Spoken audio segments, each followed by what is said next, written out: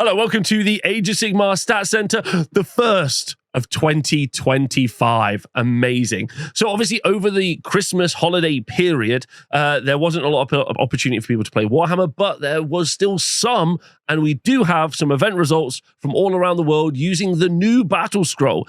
Don't forget, just before the holiday season started, we did see a bunch of, we saw the big battle scroll update, and so this is all new. Are those battle scroll changes going to impact us? We're going to have to find out. But the first thing that we are going to look at is we're going to look at the rankings, which we have updated. So all of the rankings have been updated for the Age of Sigmar player rankings. So cool. So these are done by Warhammer Rob, not me. And these take all of the event results that we cover across the weekend and on the stat show, puts them all together, and it gives you event results. So far in Age of Sigmar 4, the most successful player in the world is Tom Guan with a potential 836 points out of, 836 points out of a potential 900. Next up is my friend Gavin Grieger with 795 points. Then we go down the list. We can see some changes have happened, but we see Hazel is still up there from the UK. Phil Sprignall has jumped into his teammate's spot into 9th place. This does mean that we only have 3 non-Americans in our top 10 across the world because, 4, sorry. Matt Goldsborough, Hazel Moon, Phil Sprignall, all from the UK, and then Geir Vidal from Norway is bringing up the team here. But America doing really well right now, but obviously there's still some really good results that you can get. You can get a maximum of 150 points from an event. So some of these points could go up, and you can search your name and see how well you are doing on the list if you look through. So if we go and look at the country rankings, though, you can see who's doing the best in each country if you would like to. Obviously, I'm based in the United Kingdom, and I can go find out who's doing well there. We can see in the United Kingdom that currently we have Hazel is the best performing player with Phil, Dom, Matt Goldsborough, Joe Jackson, Max Barton, Damian Rees, Natty, who's only 14, currently 8th in the country. Orpheus, also only 14, also 10th in the country, which is great. So love that. Then if we go and we look at the club rankings, so this takes, if you sign up when you play an event as a club, you get points for playing for your club. We can see that Harambe's Heroes, Tough Crowd, Georgia Warband are all located, obviously, in the USA. The only non-North American-based crew is going to be 2D6, based out of Norway, and the 9 Inch Fails, based out of the UK. The Warped Dice crew are based in Canada, I'm almost certain. So shout out to those guys. So they are still NA based, obviously, but they have got their own. And then, so we got, but Norway for Europe. They're the only club that we see out of there. And then obviously you've got the 9 Inch Fails. Then if we just jump over lastly to the faction rankings, you can see who's doing well for each of the armies. Obviously Stormcast currently the most popular, so we'll go look at that. And we can see it's Dom Stonebridge, and then Start Pister, Colin Cochran, and Jack Giga are all doing really well with their armies, but there's still lots of points to put on the board. It's taken from your top 6 results. With the new Iron Jaws coming out, be excited to see who's doing well with the Iron Jaws, but it does look like it's Will Reeves has only put 4 events in, so shout out to him, which is pretty cool. New Slaves to Darkness is out right now, so we'll go see who's, I've definitely spelled that wrong. We'll go see who's doing well over there as well. And it's Christopher Gropp from the Georgia Warband, then Carson Whitlock from Warp Dice up in Canada. So you can go check all of the names of all the people playing up on this website. But shout out to all these people. It'll be fun to see people going up and down as we get on. Now let's go look at the event results from the past couple of weeks. The first event that we are going to look at is the Everwinter Age of Sigmar Grand Tournament. Everwinter is an incredible event, as is the guys that run it, the Wicked Doisy crew. If you should get the chance to go over there, you should. You absolutely should. And it had a whopping 96 players playing at this event in the USA. Definitely one of the breeding grounds for like the Team USA as well. One of the greatest Warhammer players of all time, Jeremy Visser, was able to win the event with his Fire Slayers, but there were other undefeated players in Gavin Grieger. Now, importantly, Gavin, with this event, jumps his friend Tom Guan and is now the current most successful player in the world. So round of applause to Gavin, who's now world number 1. And then Carl Ong. It's been a long time since I've seen him, and I'm super happy to see him up here on the undefeated table, which is cool. Carl, with a long history, but a short tail, was running Magikin and Nurgle and also went undefeated as well. So let's go look at these lists, shall we? So Jeremy was in Fire Slayers 5-0 with Fire Slayers with the Forge Brethren battle formation. His manifestation law was the Magmic Invocations, and he had an Auric Runefather. Then he had 3 reinforced units of Hearthguard Berserkers with Broadaxes, a Rune Master, Auric Hearthguard unit that was reinforced, a Grimwrath Berserker, another unit of Hearthguard Berserkers with Berserker Broadaxes, and then he had the Regiment of Renown, Gotrek Gurnison, in his list as well. So it's all dwarfs all the time. Now, Jeremy has outperformed many people with different lists that people weren't expecting all the time. This is definitely more of a skill play than an army play. But that said, you get good enough for playing Warhammer, you can put Fire Slayers on the top of the board, which is crazy. So congratulations, Jeremy. That's great. Lots of bodies on the board. How did he do it? This is not some new secret tech. They're just doing what they've always done in this edition. Maybe they're going a little bit faster now. They are a little bit cheaper. You can put a lot of Fire Slayers on the board and you get an extra 2-inch movement. But I'm going to say it's just Jeremy's brilliant. Talking about someone who's brilliant. Gavin with his Beast of Chaos, with his Marauding Brayhood battle formation and the Bestial Manifestation Law, had a great Bray Shaman. Then 1, 2, 3 units of Bestigor and that were reinforced, and a smaller unit of Bestigor that was not reinforced. Great Bray Shaman, Gore, and 2 units of Ungore. So it does look like the change to how many points Bestigor cost hasn't really done enough, unfortunately. And don't forget, the title of this list is Nuge Doesn't Deserve the Beast of Chaos Trophy. So this means that the world's number 1 player is currently going after the number 1 Beast of Chaos title, and he's up against the Nuge and also Owen Jackson, who has just jumped into 2nd place on that front. Shouting about Carl Ong. Carl was running Magic and Nurgle with the Plague Cyst. His manifestation law was the Kronspine Incarnate. His list name is the Hopium, which is very sweet. Well done to Carl. I didn't know he could write, actually. Anyway, he's got Rotigus, a reinforced unit of Putrid Blight Kings, a smaller unit of Putrid Blight Kings. Then he's got Harbinger of Decay, a Lord of Blights, 2 smaller units of Putrid Blight Kings. Then the Regiments of Renown, the Squires of the Everchosen, which was a unit of Morbeg Knights and the Vargulf Courtier, which is that new free regiment. Well, free is in Games Workshop released them for free over Christmas. I've done a review of them, which with the Morbeg Knights and the Vargulf, you can take for 310 points. Very interesting to stick that in a Nurgle army, give you some mobility. Very cool to see. So pretty diverse top 4 armies. That's very, very cool. In our undefeated or 4 in a draw category, with the list name Ever Wins Winter Will Beryl Someday, release someday, something like that, was Juan Noah Singh with his Stormcast Eternals list, Sentinels of the Bleak Citadel, and his manifestation Lord, the Morbid Conjuration. He had Lord Relictor, a reinforced unit of Prosecutors, a reinforced unit of Reclusians, Estrella Soulbright, and then 2 reinforced units of Vanguard Paladors with Star Strike Javelins and Vigilers, and not a single long strike in sight, which is lovely to see. So there's Vanguard Paladors, obviously doing a lot of work, but shooting and fighting. Reclusian solid, Prosecutors fast, Lord Relictor, very, very cool. Very fun list. Nice to see that. So if we take a look at the 4-1s, we've got a real mixed bag of stuff here, which is pretty cool. Dylan Thoreau was running a list called Everything is Romantic, which is a Cities of Sigmar list in the Ironweld Guild army. Manifestation Law was Forbidden Power. Then he had Galen Van Denst and Doralia Van Denst in his General's Regiment. Then a Frigo Marshal Relic Envoy, a Frigo Command Corps, and a unit of Fusiliers and a unit of Steel Helms. Then Callus and Toll's Companions, and then a Rune Lord with 20 Hammers, a unit of Iron Drakes, and then a Sorceress with a unit of Dark Riders, and a unit of Executioners. So pretty MSU, like multiple small units. And Dylan has been running this several times, just himself, and hitting a 4-1 is excellent. Should be really proud of himself. It's quite uniquely his list, I would say. Then we got Ricky Osteen, who's running Slaves to Darkness in the Godwrath Warband with Morbid Conjuration.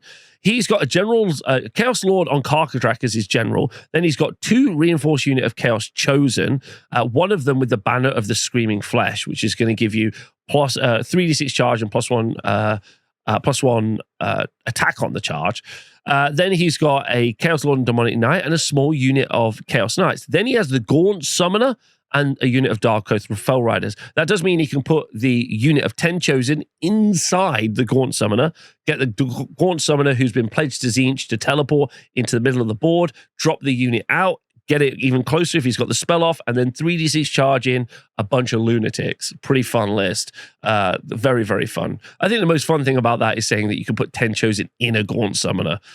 Very fun. Right, Michael Sabetti has got a Stormcast Eternals list using the Vanguard Wing battle formation with the Primal Energy lore. He's got Karazai, unit of Praetors, unit of Vanguard Paladors with Javelins, and a Vanguard Raptors with long-strike crossbows. Then a Relictor, a Stormcoven, and a unit of Vigilers in his list as well. So Stormcoven started to come to the front. Karazai and the Praetors still working really well as pre the battle scroll.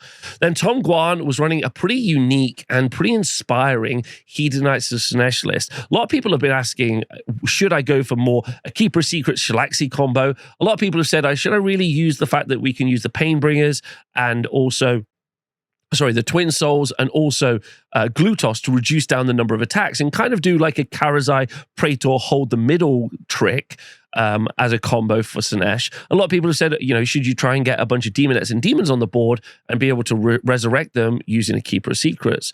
Interestingly, Tom's gone for a slightly different direction. He's run the Seeker Cavalcade and his manifestation law is Forbidden Power. He had a Shard Speaker of Slaanesh at the start, which is an interesting tech piece. Then he has 2 reinforced units of Blissbarb Archers and 2 units of reinforced Blissbarb Seekers.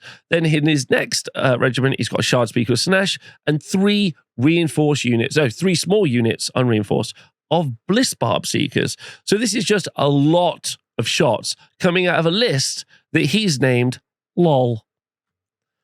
Our next list is Owen Jackson with his list Gorgons Alive, and he's running the Marauding Brayhorde with his manifestation law being Bestial Manifestations. He's got a Dragon Ogre Shaggoth, a reinforced unit of Bulgors, a Gorgon, and some Ungors. Then he's got a Great Bray Shaman, 2 reinforced unit of Bestigors, and a Doomball. So even though those 2 Bestigor blocks are in there, very different with a Gorgon and some Bulgor, really mixing it up. And lastly, a Dragon Ogre Shaggoth. Pretty crazy in 2025. Derek Purnham was running a Lizards list, and unsurprisingly, is a Seraphon list using the Eternal Star Host battle formation and Primal Energy. His general's regiment was Croak, who's back. Ladies and gentlemen, I saw Croak play over the Christmas period. Let me tell you, Croak's back. Croak's so back. A unit of Agrodon Lancers, some Hunters of Haunchy, one unit with Dark Pipes, one unit with Starstone Bowlers, a reinforced unit of Croxagore Warpspawn, and there's Skink Oracle on Troglodon, and then 3 small units of Pterodon Riders. I think many people in competitive Age of Sigmar will be really excited to hear that Croak is indeed back, and arguably has lifted Seraphon from where they were in like a B tier straight up to an A tier as an army. So watch out for me reading Croak's name out more, just like 2023. Then Jeffrey Truchetti was running a Vanguard Wing Stormcast Eternals list with a Crunchbite Incarnate. He had Celestant Prime, unit of Prosecutors that was reinforced, a smaller unit of Prosecutors, a reinforced unit of Vanguard Paladors with Javelins, a unit of Long Strikes that was reinforced, and then a Knight Arcanum and 2 units of Vigilers. So a little bit of a mix-up, taking the Celestant Prime differently. Taking the Celestant Prime is mixing this list up a lot. Then Tom Ling, one of the best people, is running Sylvaneth Lords of the Clan list with the Manifestation Law Morbid Conjuration. He had a Lariel the Everqueen, a unit of Kurnoth Hunters with Great Bows, a Tree Lord, and then Belthanos, unit of Spike Revs, the unit of Spike Revs, and a unit of Tree Revs. The unit of Spike Revs, by the way, was reinforced, one of them. I could see definitely spam Spike Revs being in the future because they are crazy cheap now. They're only 80 points. And with the Lariel's ability to bring them back, you can have some really fun times with that. So that's super cool. Then James O'Brien was on a Stormcast Eternals list with the Sentinels, the Bleak Citadels, using the Manifestation Lord Primal Energy. His General's Regiment was a Lord Relictor with reinforced unit of Prosecutors. He had a Knight Arcanum and a unit of Vigilers. Then a Lord Vigilant on Gryffstalker, Lord Terminus, unit of Reclusians, both that were reinforced, 2 units of them. And then he had the Saviors of Cinderfall in there as well. So they still very popular. Even with the points adjustment. Then Basil in Ferrara with his Slaves to Darkness Godswrath Warband was running Be'lakor, Chaos Chosen, reinforced with the Dread Banner. Then a unit of Chaos Knights, a Chaos Lord, a reinforced unit of Varangard as well. So not too different from what we would have seen in pre the Slaves to Darkness book, but this list is called Hot to Go. Our next list is Tom Kuhn's list called A Hammer-Shaped Enema. He was running Stormcast Eternals with Sentinels, the Bleak Citadels, and the Manifestation of the Chronospine Incarnate. He had Gavriel Shoreheart, a reinforced unit of Grand Hammers, a reinforced unit of Prosecutors, a smaller unit of Prosecutors, a unit of Vanguard Raptors with long-strike crossbows, Guard of Steel Soul, a Knight Valexa, Storm Coven, and some Vigilers. So definitely super cool to see that reinforced unit of Meteoric Grand Hammers in there as well. I never thought we would see a different unit to Paladors, but we did it. We're in. And then Adam Weinstein with his list called 5 Units Are Enough, which was a Royal Menagerie, Morbid Conjuration, Flesh-Eater Courts list with Nagash and a Royal Terrorgeist, Usharan, a reinforced unit of Morbeg Knights, and a smaller unit of Morbeg Knights. Ladies and gentlemen, we have done it. This is great. That's very fun. Only 5 units needed. Gets a 4-1. Brilliant. Hope everyone had fun at the Everwinter event. Get a chance to go to any of the other events organized by Wicked Dicey. You should go do so. Our next event takes us to China for China's largest ever event. 34 people battled it out in Macau, which, as I understand it, is a gambling den.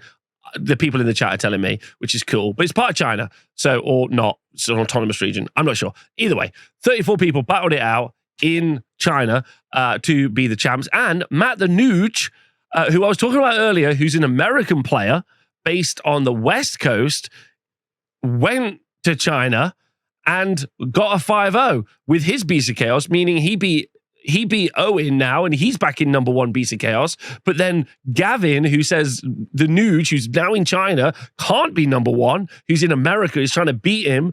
That it's crazy. Considering this faction is dead, there's a lot of people playing them all around the world. Anyway, so the Nude was running Beast of Chaos, and he was running the Marauding Brayherd battle formation with the Manifestation or Bestial Manifestations. He had a Great Brave Shaman, then he had 1, 2, 3 reinforced units of Bestigor, a small unit of Bestigor, then he had a Great Brave Shaman, Gore, Ungor, and Ungor. So exactly like we saw in America, but this time in China. Very cool. So looking at the 4-1s, we've got Connor Davidson is running a Ogre More Tribes list. Let's go.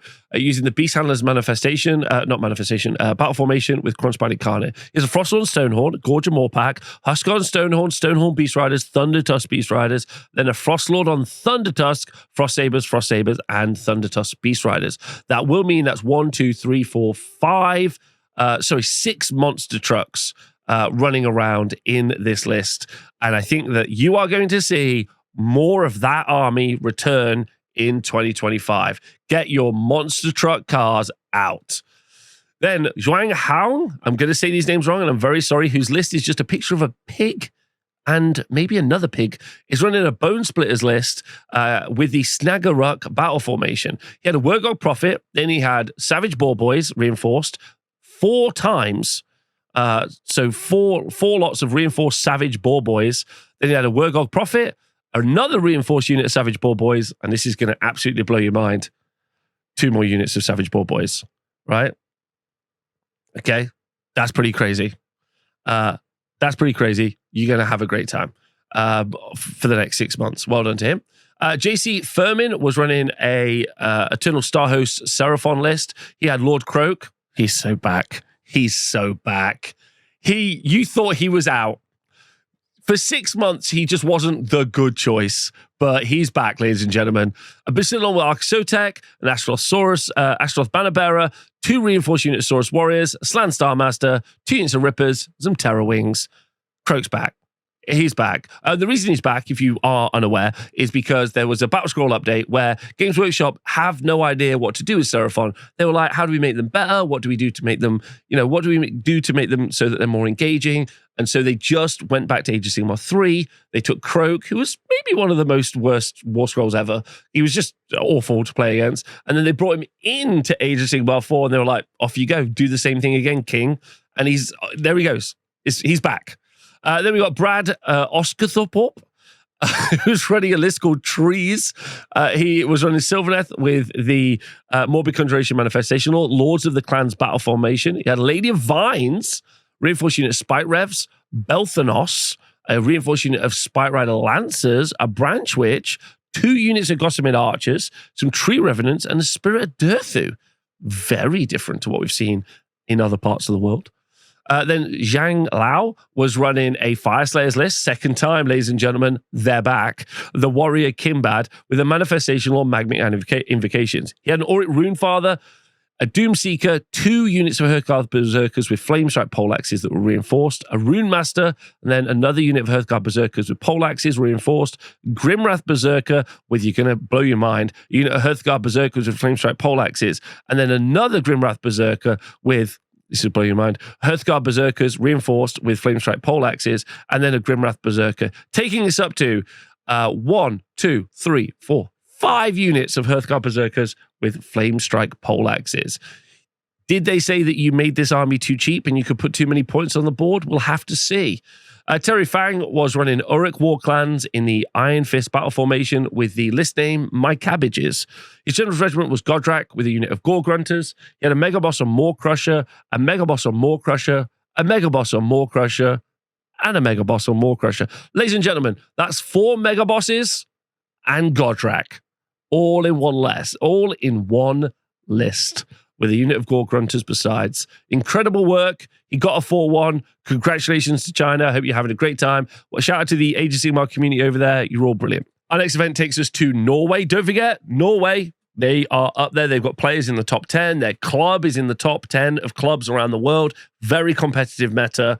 So very, very solid. So what have we got? Danny Elfstead, great human being, with his Iron Jaws in first place, undefeated. He was running, his list is called Brawl, and he was running the Iron Jaws Brawl. His general regiment was Godrak, a unit of Brute Ragers, a small unit of Brutes, and Zogrok Anvil Smasher. Then he had Kragnos, a unit of Brute Ragers, a unit of Brutes, and a unit of Brutes. So everyone is 3d6 charging for some reason. Godrak's in there. Incredible. Very cool. In the 4-1 section, we had Ogre Moor Tribes. Geir Videld was running his Beast Handlers battle formation, and then his prayer law was the Everwinter Prayers. He had General's Regiment was a Frostlord on Stonehorn, Huskard on Stonehorn, then he had another Huskard on Stonehorn, some Stonehorn Beast Riders, he had another Huskard on Stonehorn, then he had another Huskard on Stonehorn, and then he had another Huskard on Stonehorn. Don't let it be said that if you make points adjustments and just make it so you can take the same thing 5 times, people won't do it, because they will. It's not a good way of balancing a faction, but it is a way of giving them some representation on the table. Shout out to Gear. I hope you had fun moving around your monster trucks. And then Christian Brubank was running an Ironnet Deep King list with the Keelian Beastmasters. He had a Manifestation of the Morbid Conjuration, and then Eidolon of an Eidolon, Aspect of the Sea, then a reinforced unit of Ishling Guard, twice a small unit of Ishling Guard, and a Keelan Leviathan. Then he had the Saviors of Cinderfall. Ladies and gentlemen, Saviors of Cinderfall in there as well. Absolutely brilliant stuff. Congratulations to everyone in Norway. I hope they had a wonderful time. Our next event takes us all the way over to Minnesota, over in the USA, and we have a bunch of cool lists. But in first place, we have Joe Cryer, our Minnesota champion, Shadow Stream Legend, running Tzeentch with a Weird Flame host. He had Kairos Fateweaver, he had a unit of Blue Horrors, unit Chaos Spawn, and a unit of Zangor Skyfires, a Lord of Change, a unit of Pink Horrors, Screamers of Tzeentch, and the Changeling. Don't forget, this is all post Battle Scroll changes as well. So very interesting. No, only 1 unit of Pink Horrors, only 1 unit of Blue Horrors, but reverting back to getting some Skyfires in there as well, and some small little units. In the 4-1 section with Daniel Thorson with a list name. Oh, Joe's list was called just Z. However, Daniel Thorson's list was called Sometimes You Just Want to See Some Dragons on the Table. He was running a Stormcast Eternals list with the Sentinels of Bleak Citadels. He had Karazai, a unit of Praetors, a unit of Stormdrake Guard, Lord Terminus, and 2 units, 1 unit of Reinforced Prosecutors, 1 unit of Reinforced Reclusians. Now, as I understand it, a lot of people are super excited about the points drop on Stormdrake Guard, and they are going to come back. So expect to see that in the future. Well done to Daniel being ahead of the curve. Hugh Cunningham was running a list called I Hate That Big Stupid Centaur, and he was running a Sons of Behemoth list in the Taker tribe. He was running Kragnos, a Gatebreaker Mega Gargant, and 2 Warstomper Mega Gargants in his list as well, which is unfortunate that they were on the table. But well done to Hugh, but not for bringing Gargants. And then Dustin Foreman was running a Disciples Inch list and got a 4-1 with a Weird Flame host. His manifestation law was Morbid Conjuration.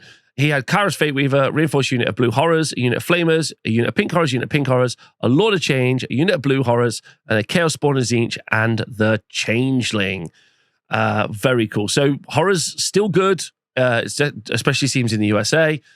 Still on the table, still doing well, still winning events. Gargant's up there, little bit of a change up. Very cool to see. The meta is really shifting at the moment. Our last event was in Sweden, but for some reason we can't get my computer won't open the website, so that's my fault. But we did have 12 people playing at DEF CON, and I also want to shout out the big man that you can see at the back there. He had a tough 2024, and he's come back straight away with his first ever 4-1. That's Boobin of Malarkey fame, getting a 4-1 at DEF CON. You should go and go to any Swedish events. They're very, very fun, and they're very cool. So, ladies and gentlemen, what do we think post the Battle Scroll? Well, obviously, some of these are Christmas events. We've got some major events on the ticket. LVO coming up. CanCon over in Australia. Then we have some big team events. We've got Brotherhood here in the UK. So we're going to see a lot of new armies on the tabletop, probably looking a little bit worse for wear, very slap chop style paint jobs. But we could see some new trends. Fire Slayers, ladies and gentlemen, what the hell? Are we going to see a bunch of dragons, but now they're big Stormcast dragons? That could be quite interesting. Are we going to see that many Blissbarb archers in the future? I don't know. Or has the Battle Scroll not had that much of an effect? Are we going to have to wait a little bit more for things to get painted and put on the table? We don't know right now. It's going to be very, very interesting.